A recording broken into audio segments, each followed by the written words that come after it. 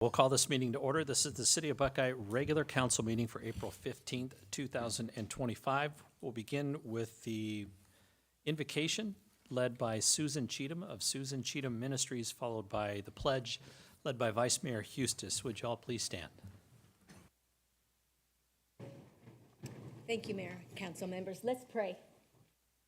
Father God, we take this moment to honor you, to honor your son, Jesus. Thank you for the amazing, blessed season that we are in. In this holy week, God, may the fear of the Lord enter our hearts and enter this room where major decisions are made. Thank you for the blood of Jesus that was shed on the cross for the forgiveness of our sin and the free access that we have to all the benefits that you came to give us, God. Thank you, Father, for the hope that we have because of the resurrection of Christ Jesus. God, fill the city of Buckeye with the spirit of conviction to turn to you, to know how good you truly are. We call this city blessed and prosperous. We call in your agenda for Buckeye. Protect us from any nefarious plan of the enemy, God. In Jesus' mighty name, we call in your kingdom rule. Thank you for our mayor who loves you and stands for the people. Bless him. Bless this council members, their families, the staff, the first responders. Father, give them all courage and strength to stand for those of us who live here, God. Father God, be glorified in everything that's done and said here tonight. In the matchless name of Jesus, amen. Would you join me, please, in our Pledge of Allegiance? I pledge Allegiance to the flag of the United States of America and to the republic for which it stands, one nation under God, indivisible, with liberty and justice for all. Thank you, Susan. Thank you, Vice Mayor. Okay, we will have the roll call next, please. Councilmember Yonker, Here. Councilmember Berry, Here. Councilmember Goodman, Present. Councilmember Hagestad, Here. Councilmember Beard, Here. Vice Mayor Hustis, Here. Mayor Osborne. Present. Thank you very much. Item number 2 is comments from the public. Members of the audience may comment on any non-agenda item of interest. Do we have any speaker request cards tonight? Speaker requests. Okay, we will move on to item number 3, awards, presentations, and proclamations. And we are going to take first 3B, the Buckeye Youth Council report on their senior projects and committee projects. Would you please come forward?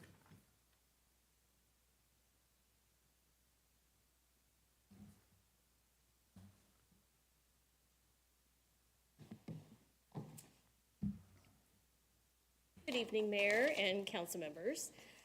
First, I want to thank you for this opportunity to share the work that the Youth Council has done this year. This really means a lot to us because on top of participating in clubs, sports, volunteering, and then, there's that little priority called school, they actually put in countless hours to create and execute these projects that had basically one requirement, and that was they had to benefit and engage the community. So before I get started and turn it over, I just wanted to introduce some of my amazing youth council members. So over here, this is Madeline Akamezo. She is, this is her first year in the youth council. After this year, she's gonna graduate and she is gonna go to Estrella Mount Community College and then on to Midwestern, where she will be a pharmacist one day. This young lady is Maddie Guy. She is in her 5th year with the BYC. She is the chair of our Civic Engagement Committee. She will be moving on to ASU next year, where she will pursue a career as a constitutional lawyer. Wow. And last but not least, we have Malia Davis. Malia is also in her 5th year as a youth council member. Last year, she was on the executive team as the secretary, and this year she leads the Youth Council as their chair. Next year, she is moving on to Embry-Riddle so that she can pursue a career in aerospace engineering. And without further ado, I am going to turn it over so that she can we're going to talk about our senior project, which was 100% volunteer. By the way, voluntary, I didn't make them do it. And then we will share a little bit about the committee work that they did. Okay. All right. Good evening, Mayor and Council. As you know, I'm Malia. I decided to do my project, Rock the Block. It's a very cute, creative name. it fits the project. So first up in my time as youth council, I learned a lot about project planning and the importance of goal setting, not only for myself, but basically anything I involve myself in. So when I was going into making this project, I set a few goals for myself to make sure that I could achieve them.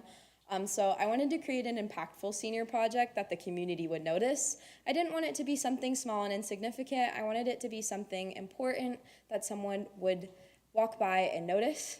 I wanted a project that would include different age groups and promote connection.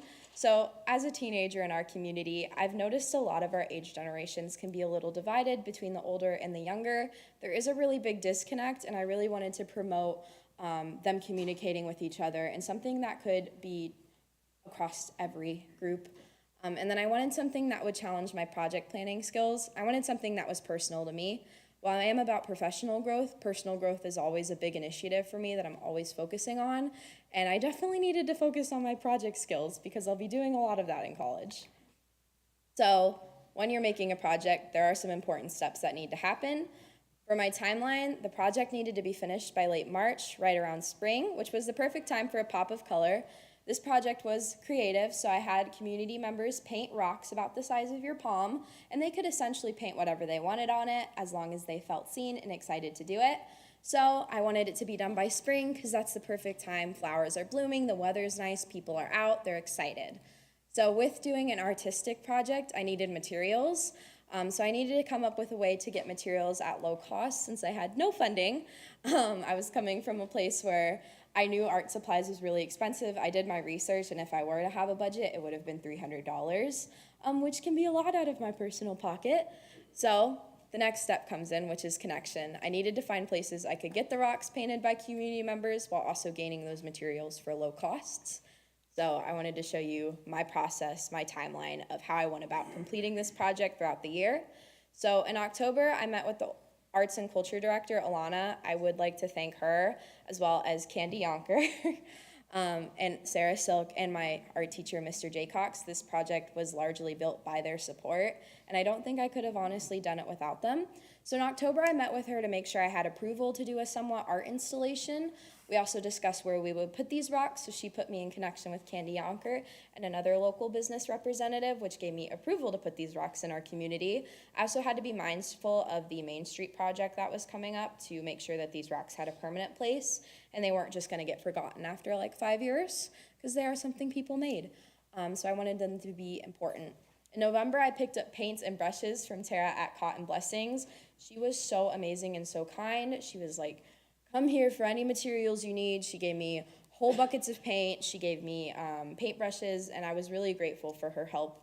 And I was really excited to just share with her this cool project. And then in December, I attended Cotton Fest. I had my first round of painters, so I set up a table by the community services. I had a lot of little kids come, and it was very like a really cute experience because they were excited. They were like, I can paint a rock.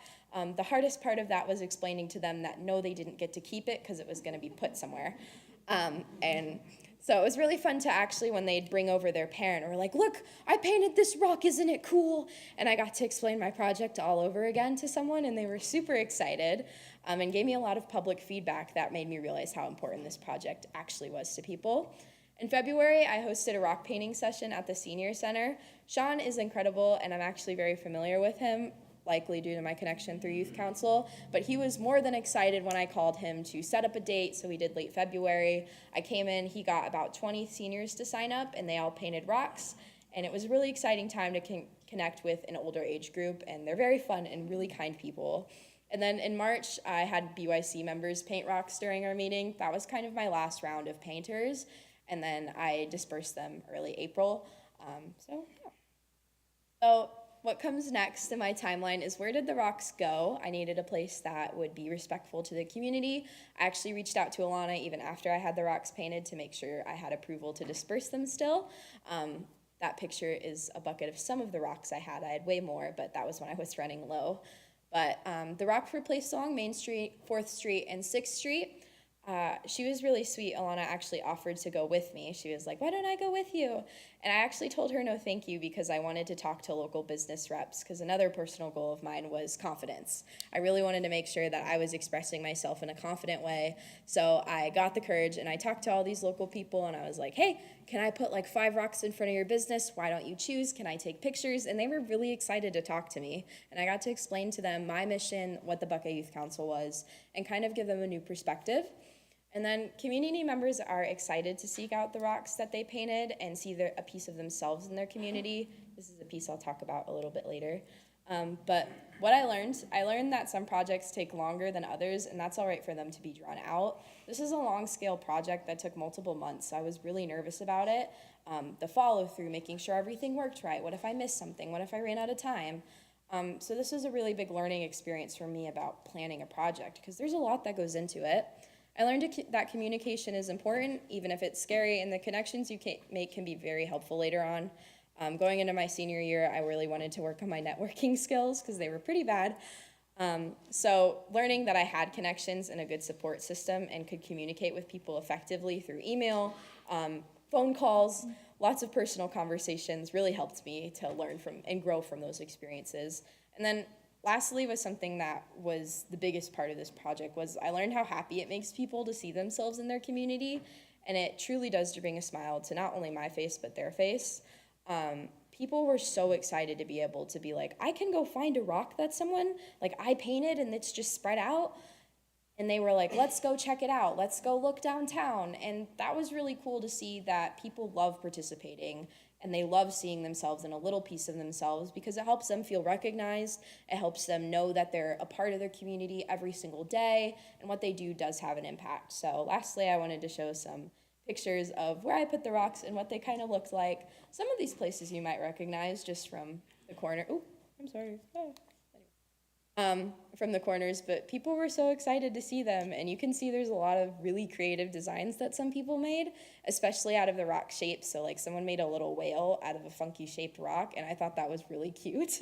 So people got really creative with it, but honestly, this project was a big learning experience for me. So I thank the council for their time, and I really thank my Buckeye Youth Council for all the experiences that I learned to help prepare me for this. So thank you.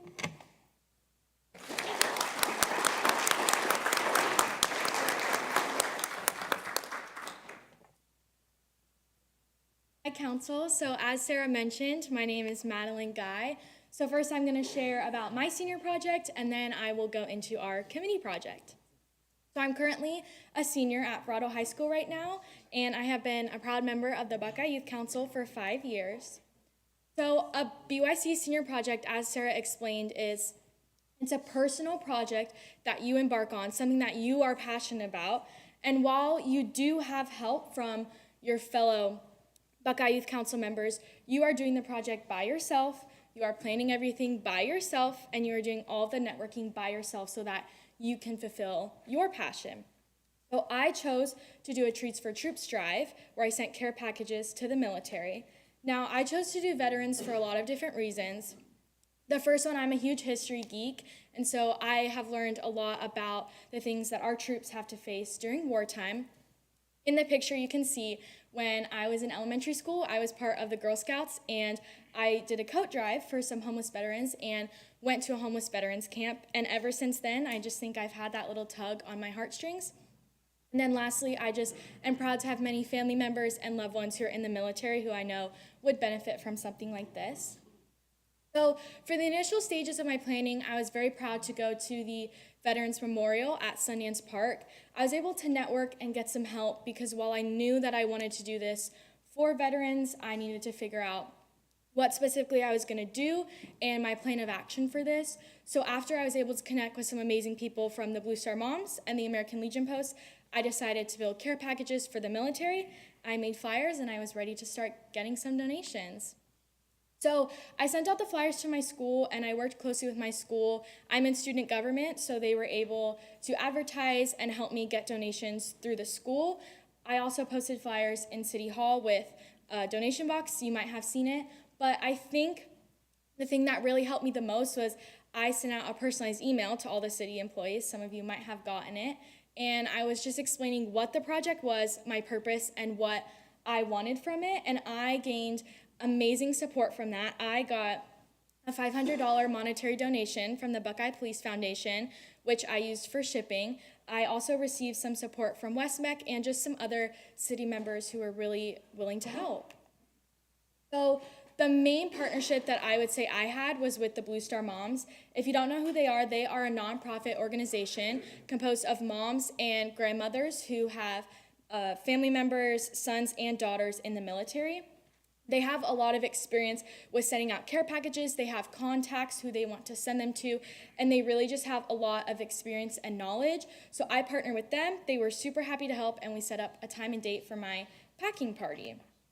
But what the packing party is, it's exactly how it sounds. It's a little party where you bring all your donations and you pack them all up. You put them all in the boxes. The boxes are about 15 pounds, and then they put labels on them, and they're ready to get shipped out. So what worked best for me, because I had a lot more donations than I thought I would, so I organized everything into an assembly line, and everyone would just grab their box and put things in there. I had helps from the city, my student government, and my friends and family.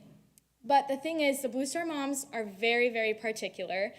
They want it to be organized in a very specific way because why are we shipping air? So we would have to literally put our elbows on the boxes and try and get the tape on because we had them so stuffed full of donations. So that was just really amazing to see. So as you can see, I was able to send out 25 boxes to troops, which was huge because my personal goal was 19 boxes. Like I said before, these are 15-pound boxes, and they are full of so much stuff. So to have that overflow of 6 boxes is huge. I was really proud of that. We also were able to send 2 of the big boxes, which are the brown boxes. They're about double the size. So we sent those to the border, and we loaded those full of gloves and shoes, socks, kind of things to just keep them warm and on their feet because the Blue Star Moms are telling us that the border has gained some new staff and they just don't have as many supplies. So that was really amazing to be able to send some boxes to them. So lastly, I want to talk about my reflection. So it was amazing to kind of see who was on the other side of the boxes. I had a family friend who was at the event. He came up to me after the event, almost in tears, saying, you know, I've been on the other side of this box. I know how much it means. And that just really puts in perspective how helpful it is, especially seeing the list they had of their sons and daughters, their family members that these packages were going to.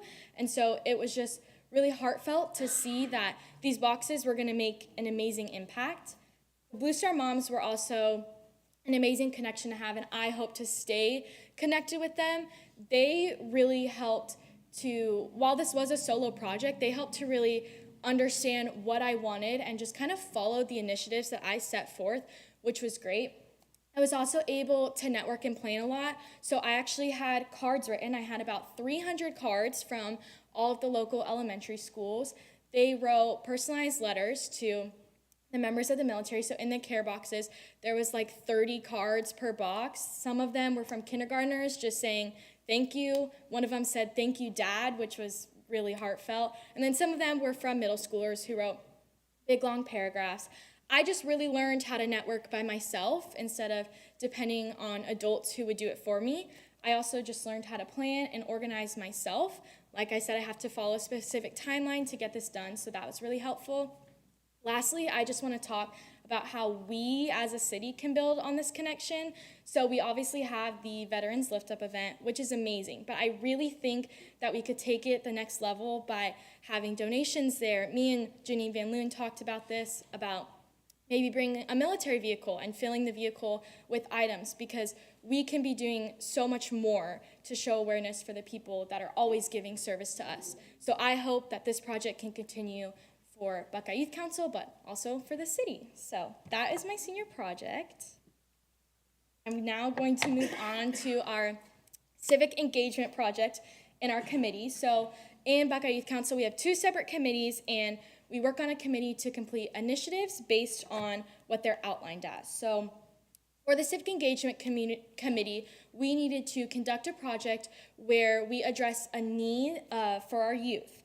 So when we were brainstorming this, we thought of toiletries drive, something with the animal shelter, educating middle schoolers, having the youth government day, trying to get some recruitment.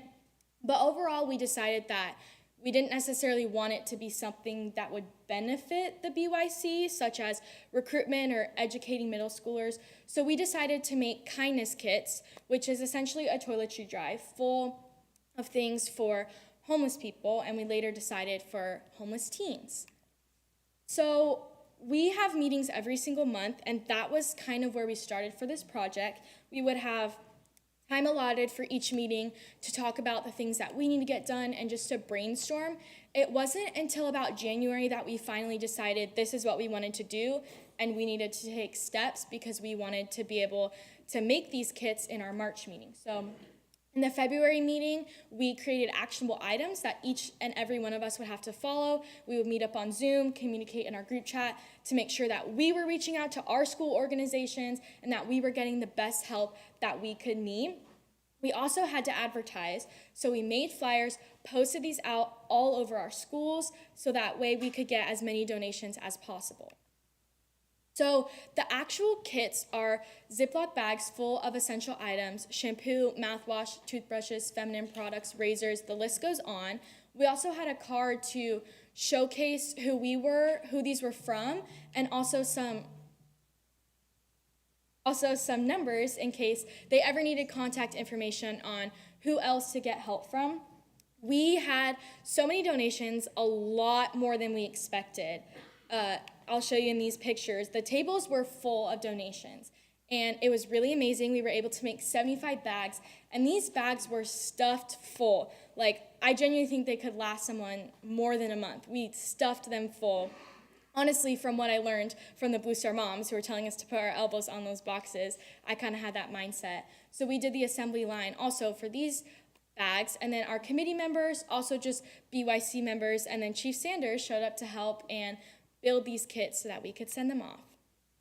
So moving forward, we brought the bags to some local school nurses. We're doing this so that we can really connect with our youth. We want to bridge that gap, and we want to make sure that these bags are being sent to someone we know they're going to help, and that's the whole point of our project, to connect with our youth and address a need. So we want to continue to work hard on this and partner with local shelters, which is why we had the contact information of All Faith, and we hope to continue this throughout the years, or even just be a strong partner for them that they can depend on.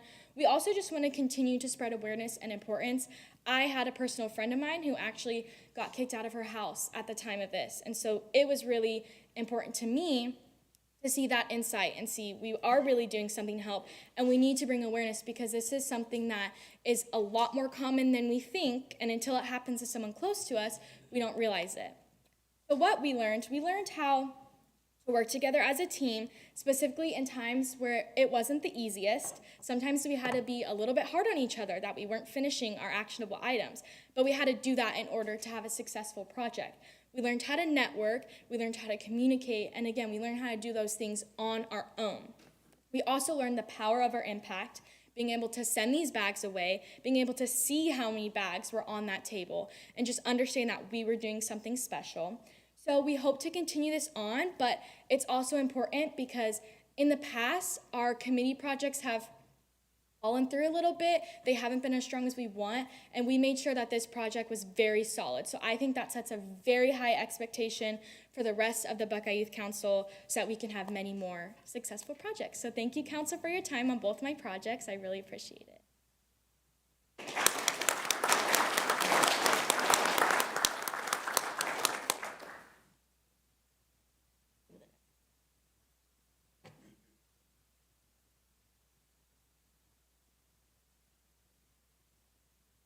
Is Madeline Ackerman. It'll get confusing. So as part of the community outreach, basically what we did was we were trying to find an event that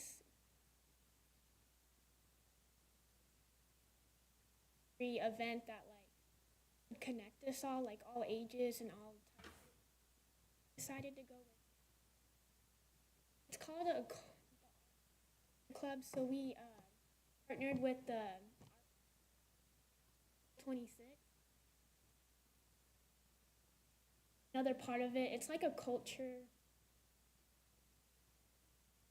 Native American, African American Hispanic, and Asian. And it's going to have all different types of like stuff from those cultures to kind of all different and how we're all connected. Basically, for the planning, we surveyed our peers to find out what they would like. We decided on an event that was the many cultures represented in Buckeye: an American, Hispanic, American, and Asian. Started working with Lana Holman from the Art Walk.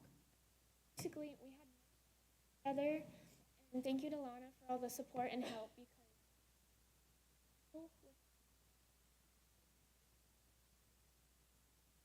do it.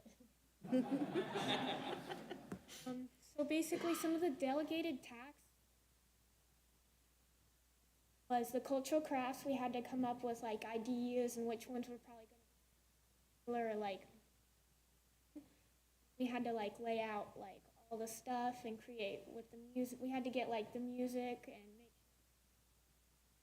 all different types of food, which is like food. Then we had to advertise, which we social media and like getting the word out. And then we also made sure to get volunteers because this is going to be a pretty big event. So the event is going to be the Community of Culture Art Walk. It'll be April 26th from 4:30 to 7:30 p.m. at the Sundance Park, the Newer Park.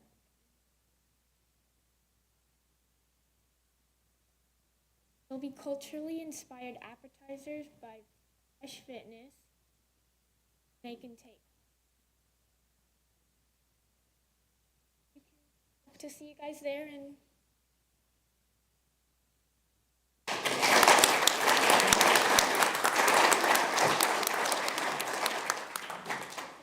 All right, thank you so much for allowing us to share all these wonderful things. If you wouldn't mind, if we could come down and take a picture with the ladies really quick, and then yeah.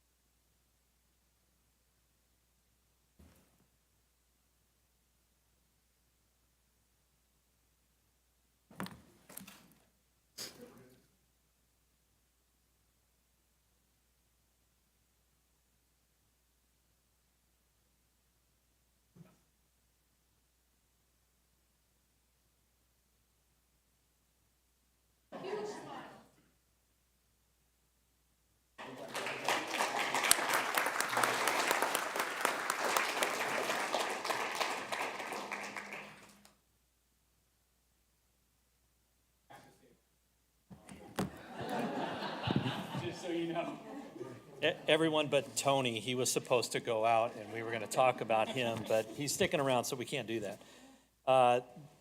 Next on the agenda is the Buckeye Civic Institute graduation event. Janine Van Leeuwen will introduce and call names on certificates, and we're going to hang out here and hand out RMOs and certificates. Tell stories.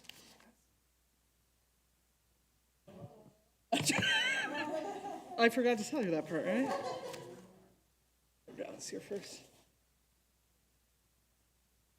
Good evening, everybody, mayor, council, community members.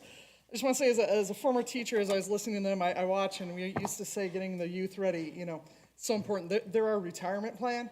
So Sarah Silk, way to get those guys going. And the other thing is I listened to them, and I realized 5, 10, 15, 20 years from now, they're going to be our civic leaders as well. And I thought about you all sitting here, Civic Institute.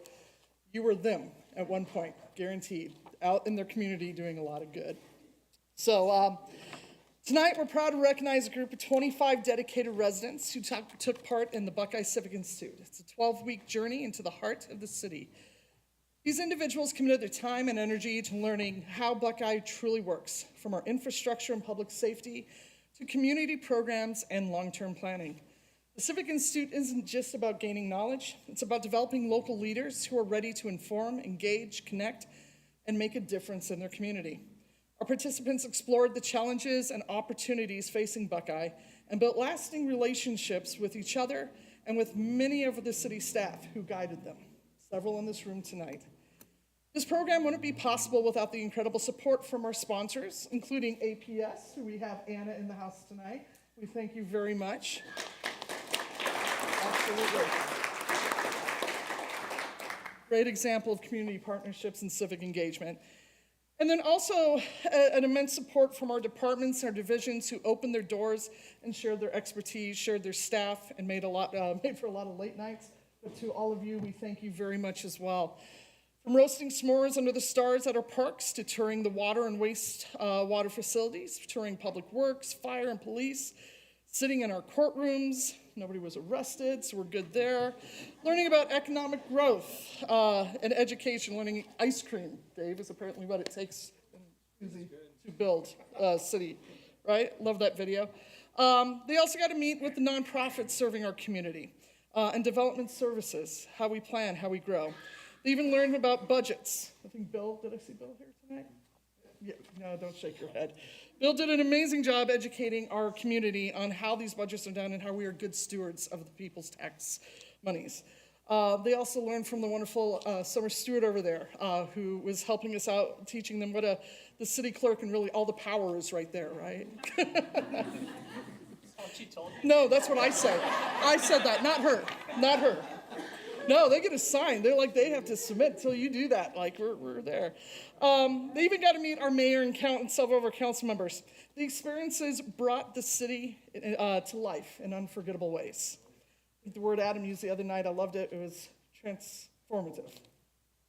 A heartfelt thank you to every department that took the time to serve as teachers and hosts. Your passion and professionalism truly made an impact, and we say thank you to you. To our graduates, you are now part of something bigger. You've seen how much heart goes into serving this community, and we challenge you to carry that spirit forward. You're like, I didn't read that in the fine print. I thought this was it. But no, there's more to come, and we can't thank you enough. Congratulations on completing the Buckeye Civic Institute, and we welcome you to the next chapter of your civic journey as One Buckeye, a community of limitless possibilities. So,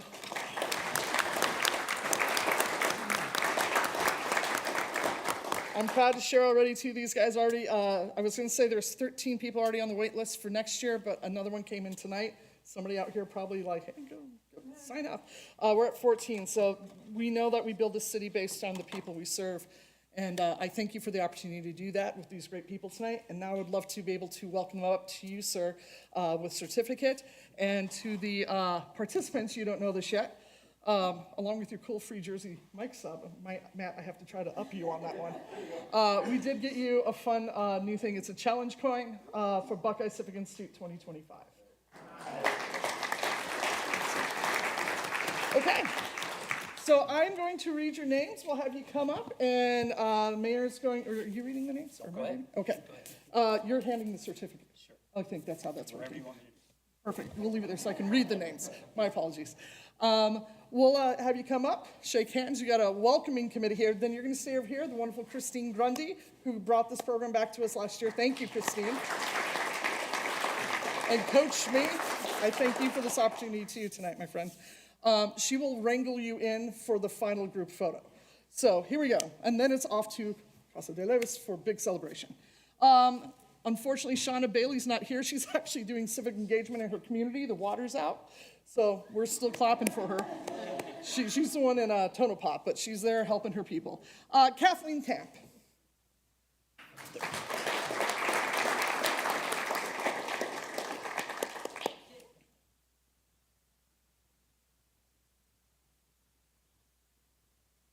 Laura Calantoni.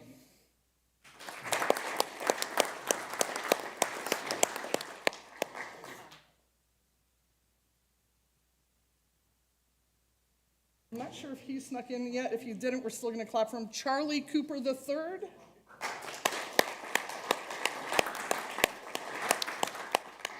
Bill, you can clap for him when he comes to the office.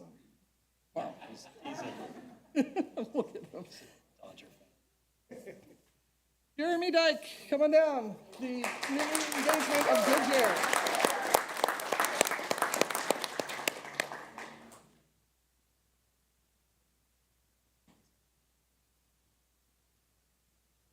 Carl Going.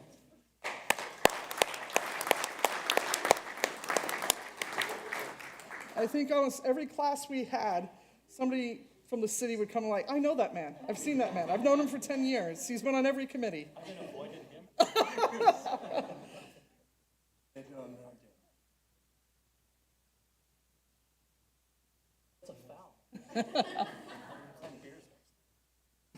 Representing the great area of Tartesso, we got Adam Gonzalez. Come on down.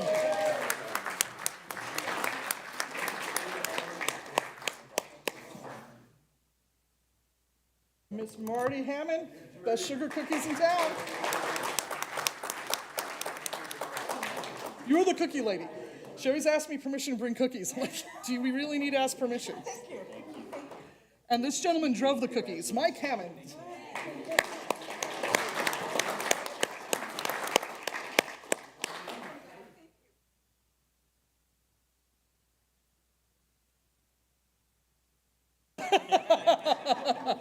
Ms. Kathleen Harris.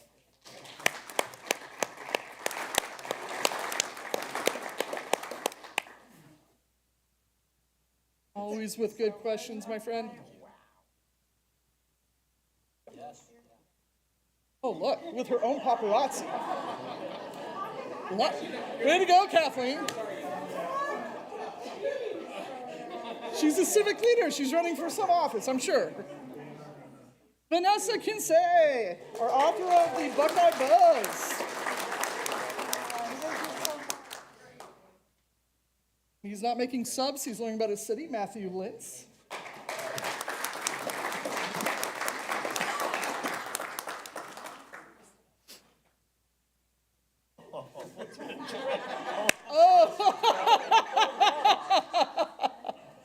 He's been practicing. Live on YouTube tonight. It's good.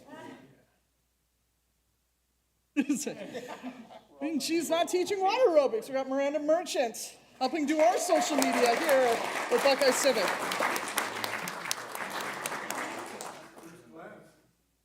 Love the conversations I got to have with the wonderful Miss Deanna Marino.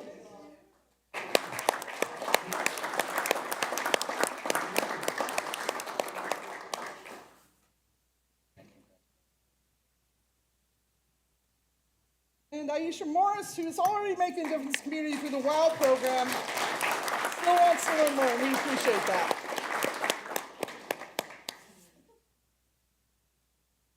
Next person may never take my phone calls again, but I'm really glad she took the one where I said, hey, Fran, do you want to come hang out and learn about your city? Fran Podlazinski.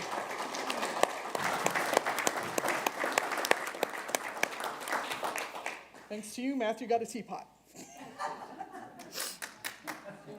I don't know what that means. Congratulations.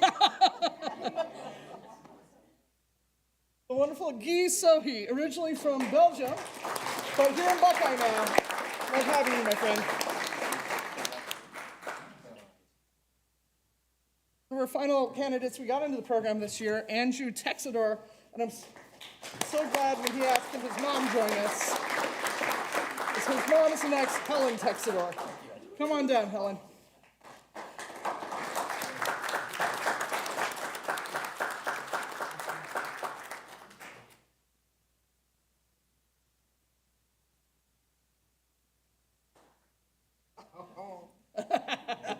Thank you. There you go. Another lady I got to have a wonderful conversation with, Miss Tanya Van Dam. Come on down.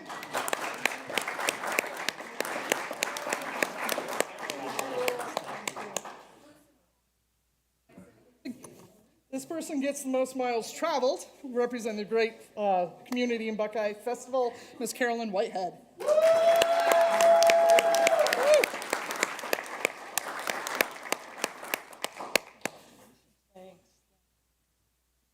Carolyn takes away any excuse for any of us to travel to a festival and back. You did it.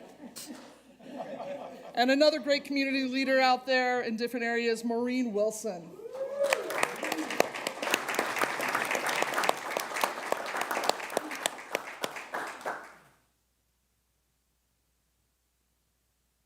And representing the great area of West Park, the wonderful Russell Wimbley. And if you know him, you get to call him Rusty, right?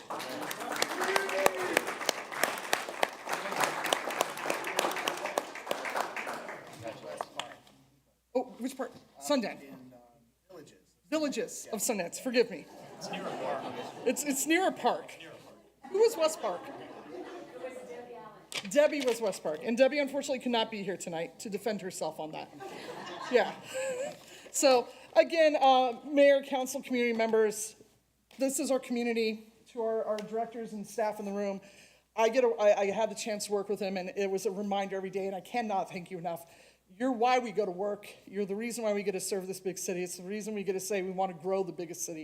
If it's not for our residents, then who is it for? So thank you so very much to you all for this opportunity to work with you. And again, we're just getting started. So one big group photo, please.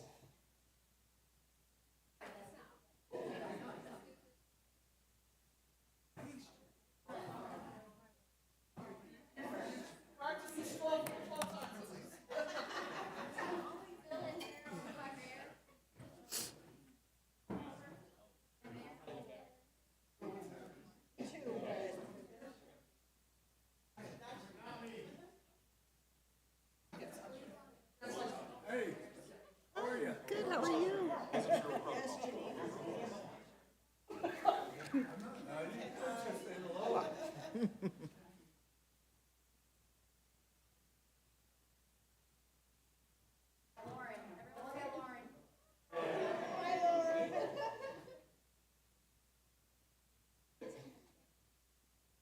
Got the family paparazzi.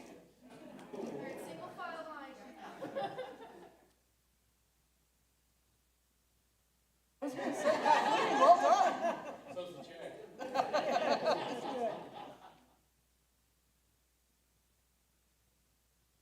There you go.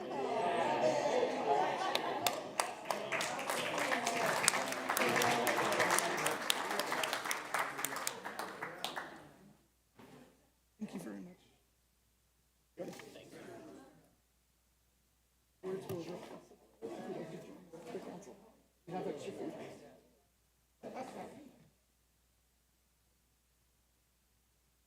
Yes. Yes. Oh, and is that okay for us? Just 1 minute. Oh, 1 minute? Yeah. Okay.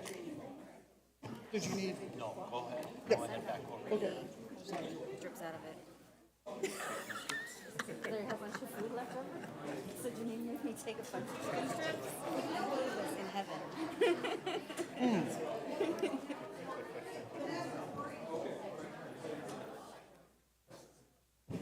Hey, before you all leave, let's hang tight. Just 1 minute, have a seat, and we have a real quick special presentation.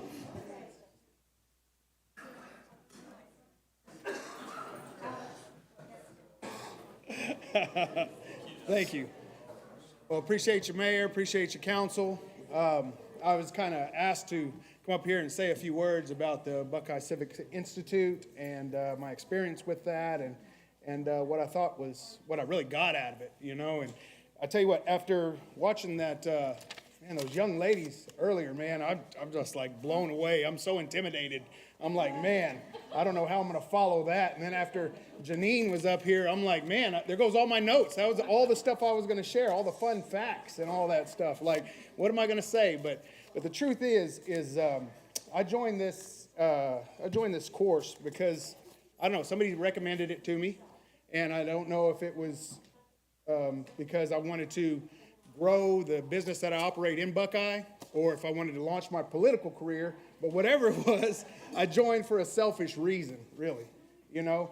But what I got out of this was truly mind-blowing, man. I mean, it really was transformative for me, and that's why I use that word, because it really helped me to understand how the city actually functions and what it takes to make things happen within the city. Because, you know, I used to be one of those people who would get upset about something, and you think you know what the problem is, and if they would only do that, then everything would be okay. So why don't they just do that? You know what I mean? Like looking at the symptoms and not the problem is really what I was. And then I started thinking about it. I was like, man, you know, I remind myself a lot of my dad, you know, or maybe Carl. Where's Carl? You know, like, you know, when they're working with technology, and technology doesn't seem to be doing what they want it to.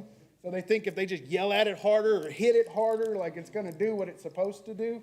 And that never works, right? But if they just understood how it functioned, then maybe there would be a better solution. And I think that that's what this course has done for me. It has helped me to understand the function of the different departments and how they work together synergistically, where they all support each other and they're all just different facets of the same organism.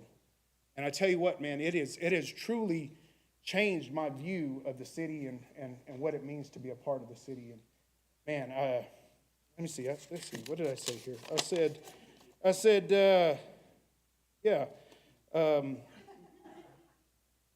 man, that's what it was. And the one thing that I really took away, man, was just the sheer commitment of all the employees and the leadership within the departments that has led to so many national accreditations across all the different departments. Like, that is phenomenal. That is something that you should be proud of as a citizen of Buckeye. That, man, that each of these departments in their own way has stood out in our nation as a whole. And that just speaks to the leadership and the individual commitment of the individual employees that gave up their time to sit there and share with us what they do and why that's important to their, and man, that was phenomenal. But you know, all that pales in comparison to what Janine did for our class. I mean, she truly was the heart and soul of our class.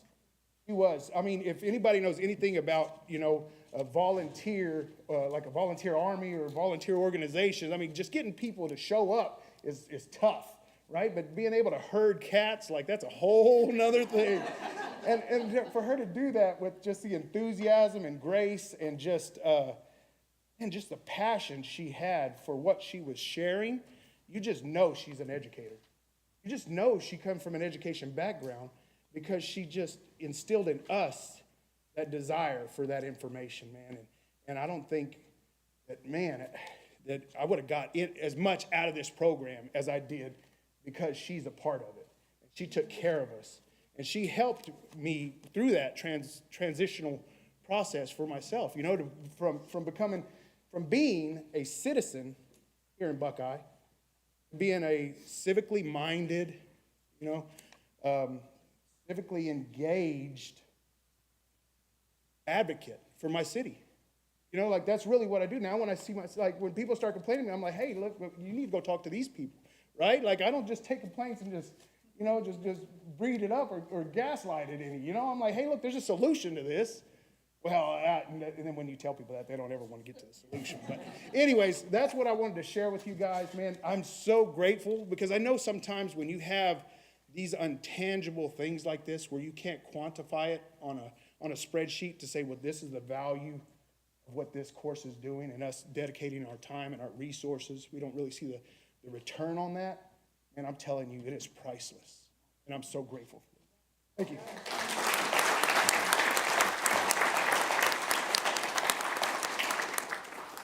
Okay, one last thing and then we're kicking you all out of here. Actually, two. First off, there's no crying in Civic Institute. Okay? And second, you should have him show you his notes and the font that he uses. That is ridiculous. I don't know how you can follow that. But it is so incredibly important that all of you engage and have oversee. Having you come in and the behind the curtain look at everything, disagree, but you have a much important. Hope that you go out and it just are ambassadors for the community, or voices coming back to exactly right. I know what you're engaging.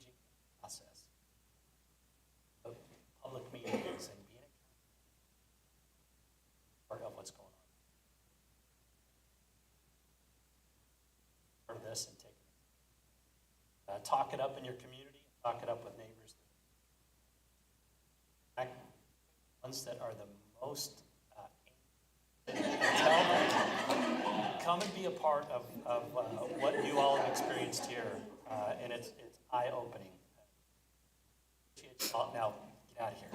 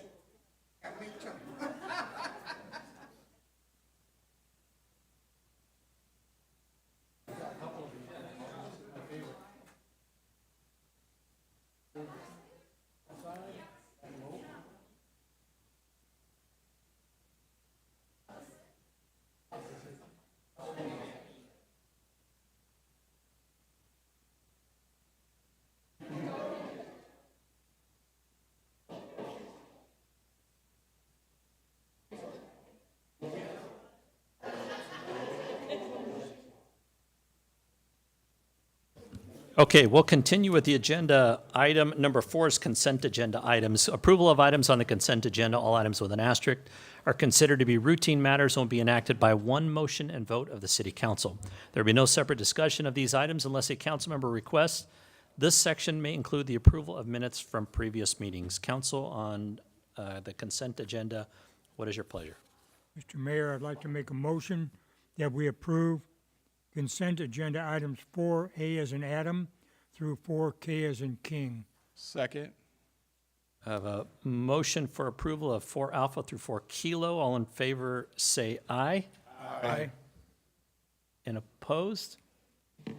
Consent agenda passes. Public hearings and non-consent new business.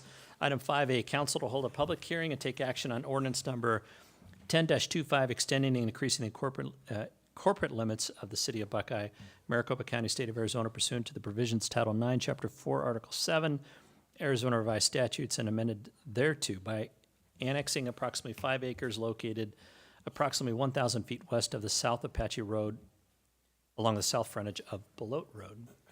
It's Andrea. Hello. Good evening, Mayor and Council. Andrea Marquez with Development Services, Senior Planner. As mentioned, tonight is the second public hearing for the Zal property annexation.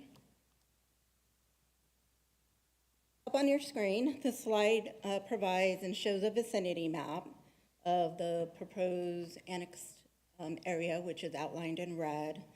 This is within our downtown area, just south of East Belote Road and between First Street and 10th Street. The property is currently undeveloped. Now, the goal for this area is to allow for future improvements to be managed and permitted through the city, ensuring alignment with the city planning and development standards. Currently, the property is under Maricopa County RU 43 zoning, which stands for Rural 43. This zoning typically allows for rural residential development with large lot sizes, 43,000 square feet per lot, typically your 1 acre lot development. The request is for annexation, meaning that the property is being proposed for inclusion into the city limits, which will then allow city-level regulations and services to apply. Now, the proposed zoning, once annexed, the property will be rezoned to residential 43, which is our R1-43, which is compatible with the zoning with the county. The zoning change aligns with the city future development plans. The size of the property is 5 acres, providing enough space for the planned improvements while meeting zoning and development guidelines. That's one of the things that the planners check for. This slide outlines just the current statuses and the compliance that the city and the applicant has to comply with. The subject site with the state requirements and also just the annexation process. The site meets all the necessary size, dimension, and contiguity requirements as set by the state statute. This ensures that the property is eligible for annexation and development as it adheres to all the legal criteria. To start the process, you're required to record a blank petition that was officially recorded in February. It's an important milestone 'cause that triggers the first public hearing, which we heard approximately a month ago. And then all public notices have been posted regarding the annexation, and they've been completed. More importantly, there have been no public comments specific to this annexation received so far. It just indicates that the community has not raised any concerns or objections about the proposed annexation. And also, all reviewing departments have assessed the proposal, and there are no outstanding issues from any of them. So, suggest that the annexation request is in good standing with the city's various departments.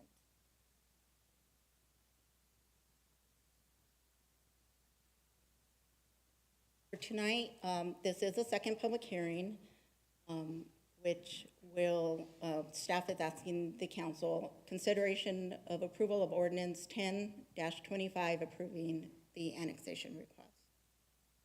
And that concludes my presentation. Is there any questions? Okay, before we go to that, we will open a public hearing. And do we have any speaker request cards? There are no speaker requests. We have no speaker request cards on 5A. Anybody from the public wishing to speak? I'm seeing none, so we will close the public hearing. And any questions from council on 5A? Seeing none. Council, 5A, what's your pleasure? Mr. Mayor, I'd like to make a motion that we approve item number 5A on our well, there's no word. Agenda. Yeah. Thank you. Jeez, I was gonna give Duck a hard Write up or numbers? Have a motion for approval of 5A and a second. All in favor, say aye. Aye. And opposed? 5A passes unanimous. 5B, Thank you.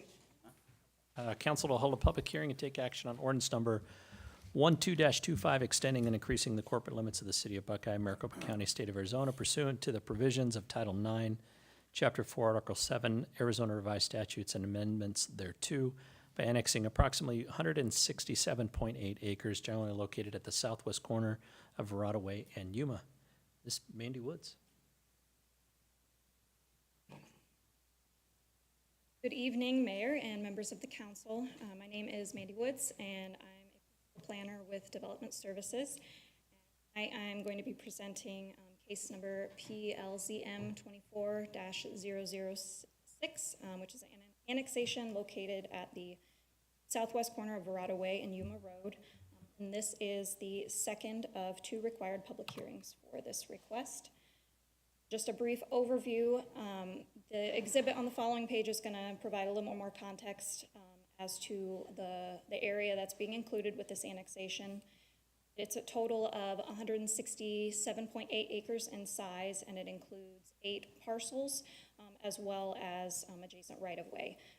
And the right-of-way and city-owned parcels actually began this process separately. The city's requests were combined with this private landowner's annexation application, just for simplicity moving forward. And in red on this context slide, you can see this is the annexation boundary that is being considered. So it does include a good portion of what's remaining on Yuma.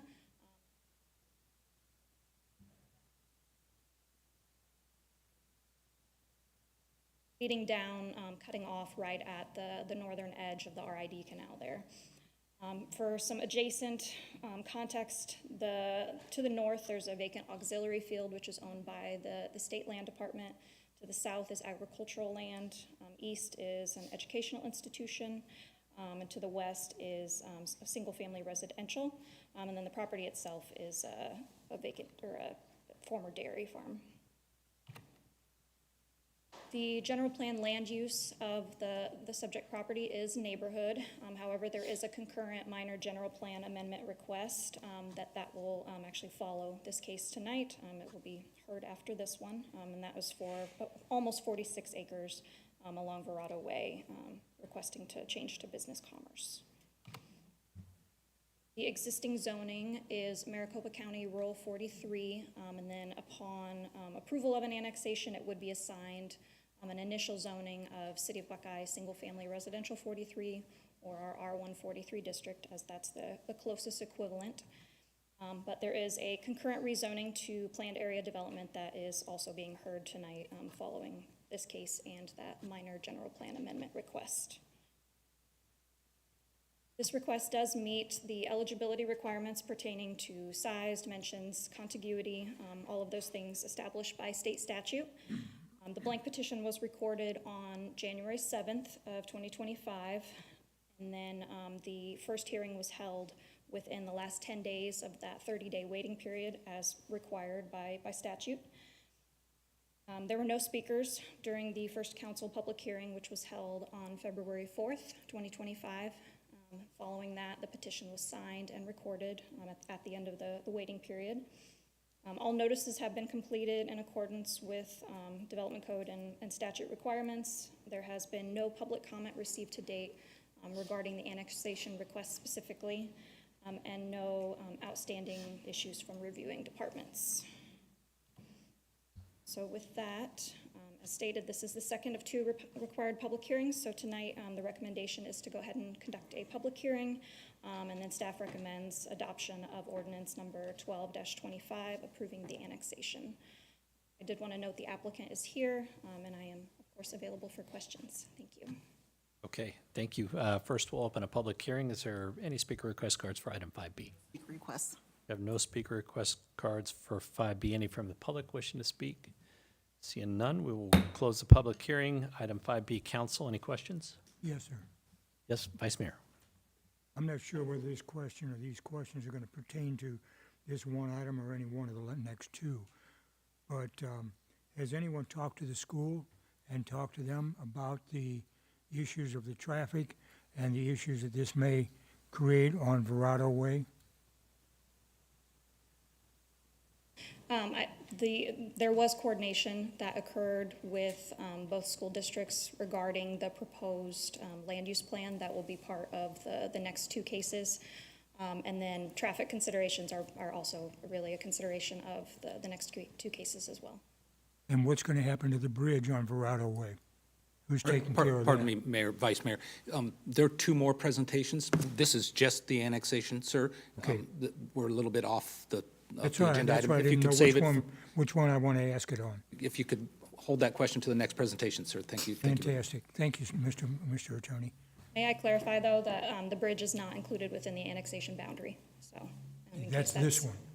Correct. Okay, thank you. Vice Mayor, you got to let us catch up to you. You typically work way ahead of us. Any other questions from council? All right, council, 5 Bravo, what's your pleasure? Mr. Mayor, I make a motion, we approve agenda item 5B as in boy. Second. I have a motion for approval of 5B and a second. All in favor, say aye. Aye. And opposed? 5B passes unanimous. 5C, council to hold a public hearing to take action on resolution number 14-25, approving a minor general plan amendment to the Imagine Buckeye General Plan 2024 to change the land use designation of approximately 45.9 acres located approximately 1,200 feet south of the southwest corner of Verado Way and Yuma Road from neighborhood to business commerce. Mandy, you're still up. Yes. And this is going to be a combined presentation for both. I don't know if he needs to. 5C and 5D, correct? But we still take them individually on the votes. Correct, Mayor. And the public hearings. That's correct. Okay, got it. Thank you. Okay, excellent. So again, my name is Mandy Woods, Principal Planner with Development Services, presenting this minor general plan amendment and planned area development case. The numbers are PLZU 24-0004 and PLZZ 24-0005.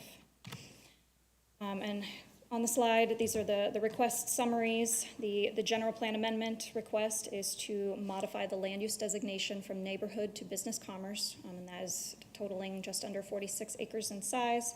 And then the rezone impacts the entire property, approximately 160 acres in size, and that would rezone it from R143 to planned area development if approved. I won't spend too much time since I gave the context already, but the subject property, I did want to note in red is the PAD boundary. So that is the entire property that's being considered. But in blue is the minor general plan amendment boundary. So it's only a portion of the property, approximately 46 acres. Before I get into details on the specifics of land use and zoning and the requests, I wanted to start with a project overview so it's clear why both the GPA and the PAD requests are needed for this project. So on the screen here is the proposed land use plan for the project that's included in the PAD. This is really a master plan community. It's 160 acres intended to develop with a mix of residential, commercial, and business park uses. And so we have the kind of lesser intense, lower density, single family residential development units, which are parcels D and parcels E, and those are located westward within this land use plan.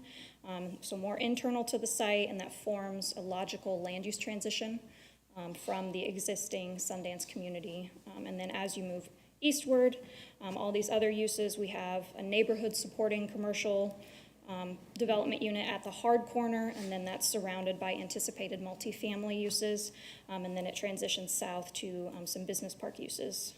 And these are located as appropriately along major roads and at the periphery of the site.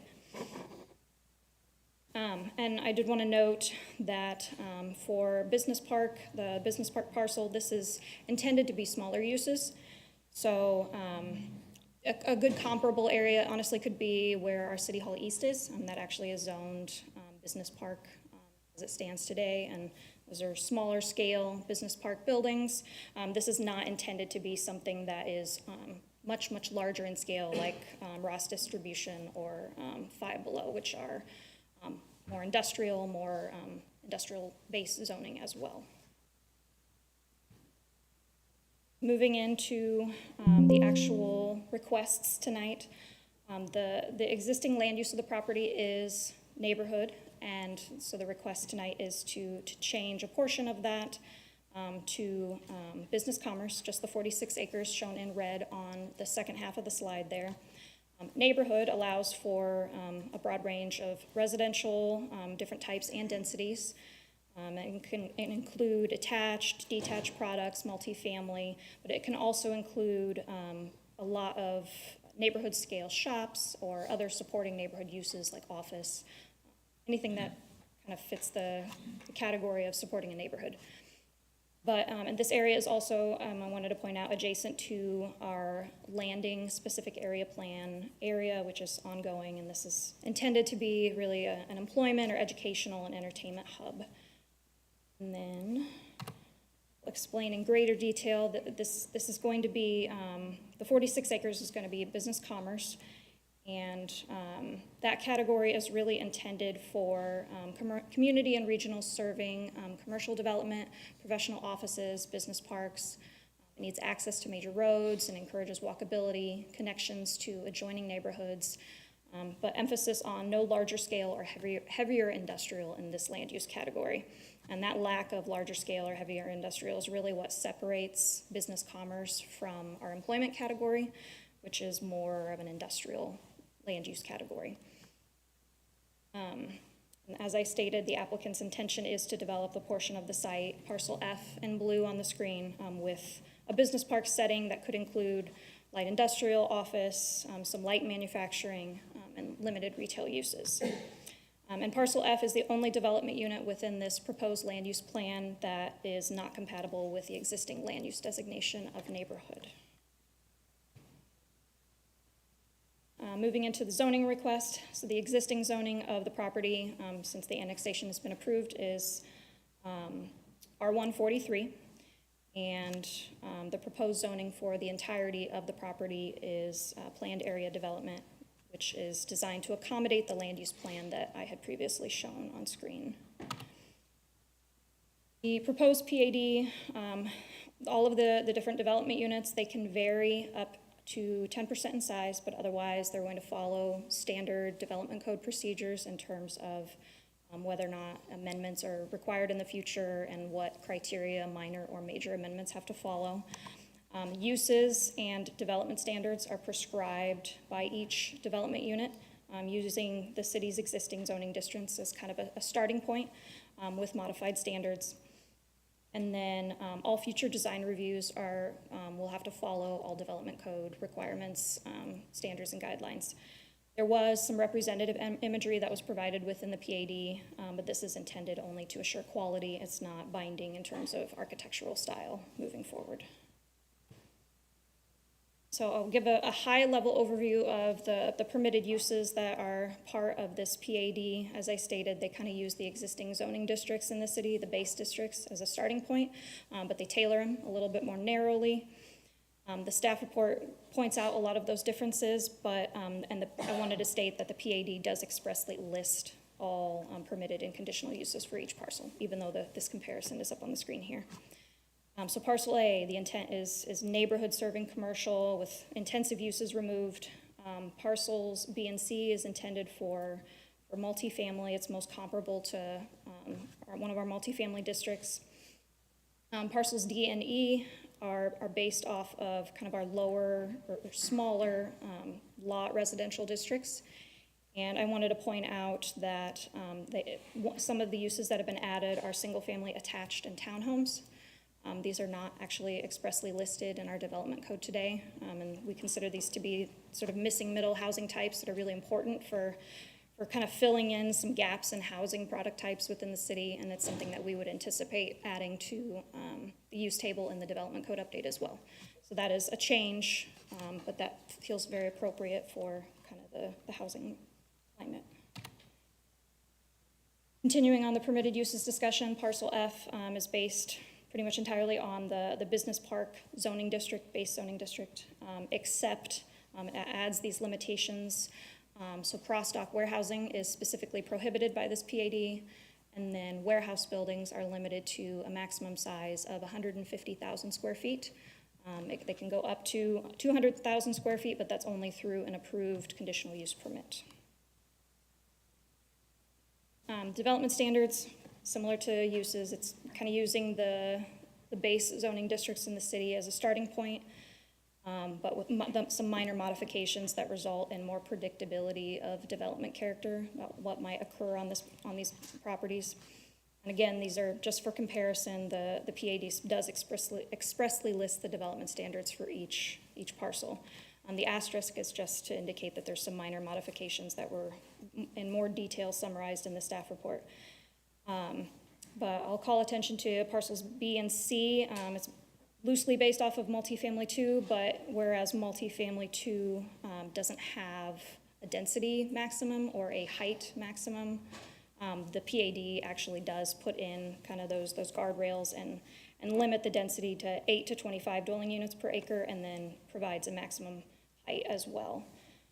Let's see, parcel D is unique in that it separates the standards based on either an attached single-family product type or a detached single-family product type. So that way there's clear standards depending on what might develop in the future. And then parcel C largely follows the detached standards that parcel D does. Parcel F follows our business park-based zoning district standards.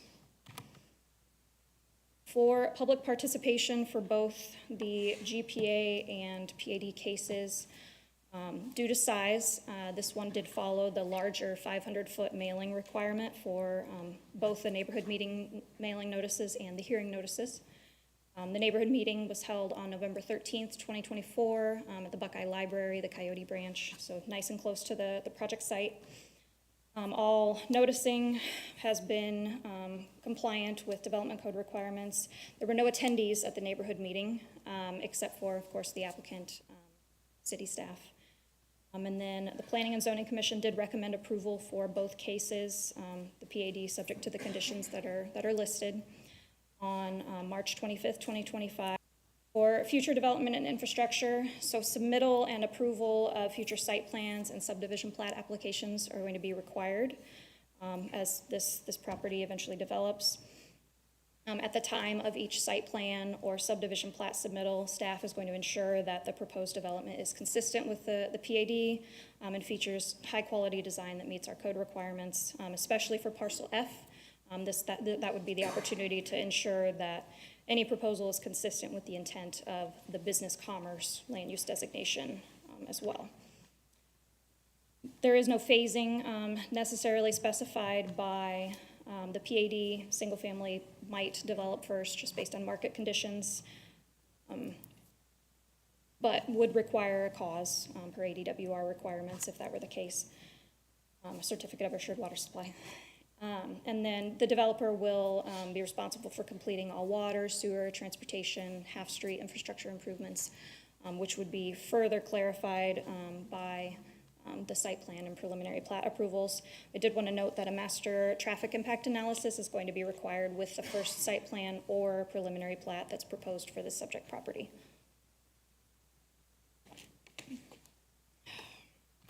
And then carrying on with kind of that last bullet there on the subject of traffic. This is a very high level, kind of rough exhibit just to paint a picture here. But these are the transportation improvements that would be affected by this PAD or be expected in the future. So red is actually intersection improvements via a future CIP project. The precise limits are to be determined, so that's why this is a rough graphic and not a more precise image for your viewing pleasure. And then the kind of yellow-orange, it would be the street improvements that the developer would be responsible for. There's half streets on Verado and Yuma, and then the internal collector roadways that are identified within the PAD. And I did want to call attention to, there is a stipulation or a condition of approval that is within the PAD staff report, and that's W, and that requires a very specific phasing schedule of half-street improvements. And that ensures that no matter which development unit in this PAD develops first, the roadway improvements, it spells out a schedule for how these roadway improvements have to be done. That way, we ensure that the improvements are adequate depending on how the timing of all of this works out. And that's really one of the main benefits of taking this master planned approach to this project area, is that you can look at things more holistically like that. For emergency services and schools, the property will of course be serviced by city police and fire. They did go through an adequate school facilities process as required by, because it is a land use change. And so notices were sent to the high school district and elementary school district, and they did get feedback that adequate facilities do exist or are planned to be constructed in time to accommodate the projected number of students from the project. And then just to end on some analysis, high-level points here. So staff does believe that both these cases combined, they further goals of the Buckeye General Plan, provided, of course, that the minor GPA is approved.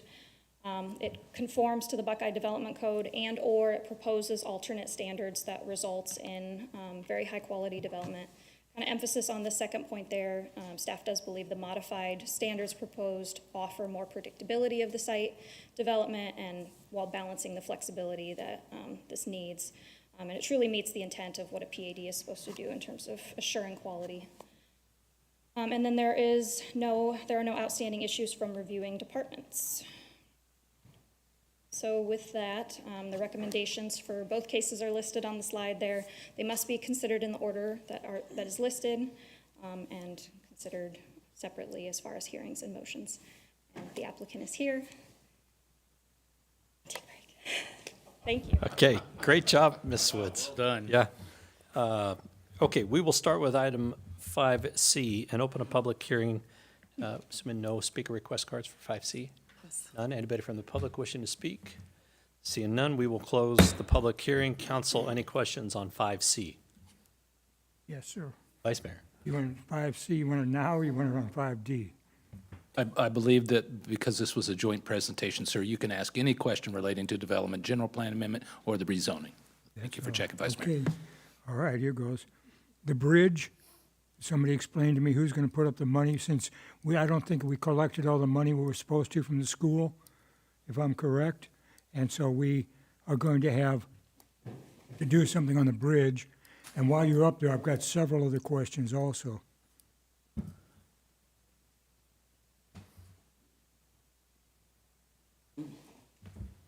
Hello, Mayor and Council. My name is Dr. Anissa Gerard. I am the acting city traffic engineer here for John Willett. I have not met some of you, so it's very nice to meet the some of you that I haven't met. Regarding the bridge, sir, it is a fee and lieu situation. I believe that they're not responsible for constructing the bridge over the canal, but they will be responsible for paying their quarter portion of it, and then the other quarters will be paid by the surrounding properties that surround the other three sites. What process are we in to get the rest of our money from the school, from Odyssey? Because considering I don't believe they paid us the full amount, I don't know if we've lost that issue. You just made the attorney turn on his microphone. Thank you again, Vice Mayor, for giving me the opportunity to urge you to stay on the agenda item. We don't want to talk about the bridge tonight, sir. That's a separate matter. We have resolved that issue with the school. Okay. And so I appreciate you bringing that up. That's what I wanted to hear. Yeah, But thank they you. are going to pay for their quarter of that bridge, is that correct? We should talk about that at another time, sir. I'd be happy to do that. Okay, another question then. The big red X that was on the map, Yes. who's going to help pay for that intersection being raised, I understand, 2 feet, and that whole intersection having to be reworked at Yuma and Verado Way? That is currently in our CIP project. Oh, that We I do- believe is being done by the city. So we, the city, are going to pay that whole bill on that intersection? What, I can't totally speak to the finances about this, but this development will pay for their portion of the improvements that are required by our code regarding half-street improvements, which would be their portion of that intersection as well. Okay, Oh, thank you. Mayor, Vice Mayor, members of the council, thank you. Jim Shano, PMO Director. As far as that intersection goes, it is in our capital program currently. That intersection, we do have fee in lieu from the southeast corner of that intersection, and the rest of the intersection is ours to build. And then the southwest piece is coming through now, and we'll be working with them to hopefully get their piece in conjunction with what we're building on the intersection. very good. Thank you, sir. Another question. Considering the location, do you know how many mailings actually went out? Well, we got 300 feet, is that correct, or is it 500 on this? This one was 500 feet. 500 feet? I don't have the exact number in front of me. I don't know if,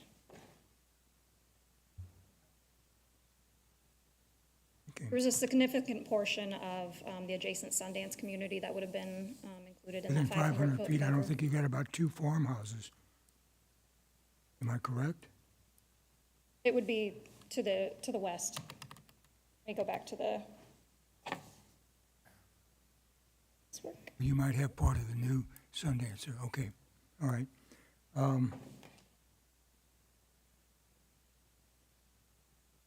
Oh, one last question. What's gonna be the height of the businesses there in, section F as in Frank? Will there be a height on those buildings, those businesses? The building height is limited to 50 feet in parcel F because it is following the base district, the closest equivalent base district, which is our business park zoning district. Very 50 good. feet. Thank you very much. You're welcome. That's all I have, Mr. Mayor. Okay, thank you, Vice Mayor. Any other questions from council? I'm seeing none. Council 5C, what is your pleasure? Mayor, I make a motion, we approve agenda item 5C as in Charles. Second. I have a motion for approval of 5C and a second. All in favor, say aye. Aye. And opposed? 5C passes unanimous. 5D, council to hold a public hearing and take action on ordinance number 15-25, amending the zoning map of the city of Buckeye for approximately 160 acres located at the southwest corner of Broadway and Yuma Road from single-family residential 43 R1-43 to planned area development, PAD. We've already had the presentation on this. We will open a public hearing. Any speaker request cards? Speaker requests. No speaker requests. Anybody from the public wishing to speak on this one? Seeing none, we will close the public hearing. Any questions from council on 5D? Council, what's your pleasure on 5D? Mr. Mayor, I'd like to make a motion on item 5D as in David to approve. Second. I have a motion to approve and a second on 5D. All in favor, say aye. Aye. Opposed? 5D passes unanimous. Thank you very much, Ms. Woods. Go fast? Faster than that. I've seen the fastest you can, and it's not good. We need to have a conversation about that after this. Tell Uncle Todd to hurry up on Roosevelt. Item number 6, comments from mayor and council. Any comments tonight from mayor, council? Councilman Yonker. Yeah, last week, was able to go to Philly, to the National Main Street Conference and represent the city of Buckeye, talk about different main streets and what they're doing around the country, get some input from what their successes are and failures, and it was a good week. We got to go out there with Mr. Beard, Mr. Barry. It was kind of a good experience for the three of us to go and represent the city, and for our staff that was there as well. Lots of us. I think there was 13 people at the conference representing Buckeye. So it was a good week. Awesome. Thank you. Any other comments from council? All right. Seeing none, item number 7, city manager's report and summary of current events. Thank you, Mayor. A couple of good news pieces to start. The Miller Road construction project is well underway now. You see it out there going. By this fall, we will have 6 lanes from I-10 south to Lower Buckeye, so that should help with some of the traffic issues. Another project was just completed this weekend. Public Works installed the new pedestrian crossing at 9th and Monroe. This is a phase 1 of the project. Phase 2 will be a full Hawk type intersection there, which will be done next year. So we're looking forward to that. Pleased to report on the water side, the city received notice of an award of $12 million from the state for development of a new recovery well in the White Tanks area. So that's very positive. Kudos to the city clerk's office. Their passport area has been seeing an average of around 60, 70 passports a month until now. Now, with the new focus, they did 458 passports in the month of March. So pretty incredible, and it's a wonderful service to the community. On the development side, we had a pre-application meeting last week on the development of a new 4-story all-suite hotel in the Sundance neighborhood, Yuma and Sundance Parkway, so that hopefully will be going soon. And then finally, just wanted to remind everyone, there is a downtown streetscape meeting scheduled here at City Hall, 5:30 on April 23rd. And we encourage you all to attend that. We have sent out mailers to over 2,000 people in the downtown area to talk further about the Monroe Street improvements. So I encourage you to be there. Thank you. Okay, thank you, Mr. Roderick. Item number 8, proposal for future agenda items. Any from council? Seeing none. Item number 9 is adjournment. With nothing else on the agenda, we are adjourned.